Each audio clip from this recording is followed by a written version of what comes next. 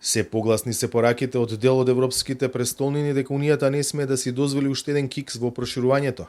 Тие се приклучуваат на обидите на дипломатите во Брисел за деблокада на процесот во кој се заглавени и Скопје и Тирана. Како аргумент кој се почесто се слуша, со кој се бара од Софија да се издигне над тесно националните интереси, е војната во Украина. Верувам дека следните месеци ќе бидат многу важни за можноста Северна Македонија да ги отвори преговорите за пристапување кон Европската Унија. Сметам дека тоа прашање веќе не смее да се одложува. Уште повеќе во контекст на војната во Украина.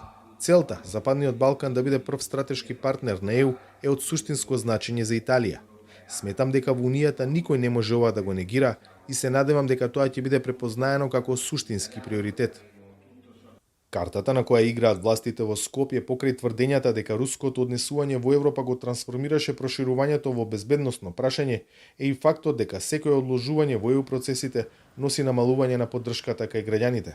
Очекуваме во рамките на француското председавање со Советот на Европската Унија, а особено од планираниот самит посветен на Западен Балкан и проширување во јуни оваа година, да се испратат јасни и конкретни пораки до сите земји членки и особено до нашиот источен сосед, Република Бугарија, дека започнувањето на преговори на Европската Унија со Република Северна Македонија и Република Албанија е повеќе од императив и секое натамошно одолговлекување ќе значи натамошно влошување на ситуацијата.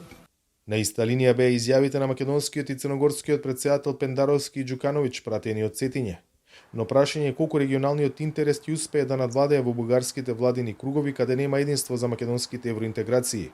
Официјално, ставот на бугарската дипломатија е нема отстапки. Министерството на външните работи иска много ясно да заяви, Министерството за надворешни работи сака многу јасно да изјави дека бугарската позиција во однос на пристапувањето на Северна Македонија кон Европската Унија останува непроменета.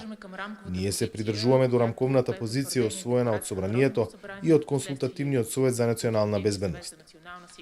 Владината коалиција во Софија е во сериозна криза поради неколку отворени прашања, вклучувајќи го и она за Македонија.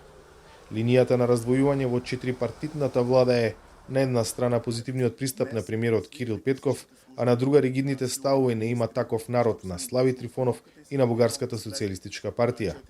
Ваквиот распоред на силите во Софија, барем засега, не остава многу простор за оптимизам за скорешно решение. За Гласот на Америка, од Скопје, Владимир Мирчевски.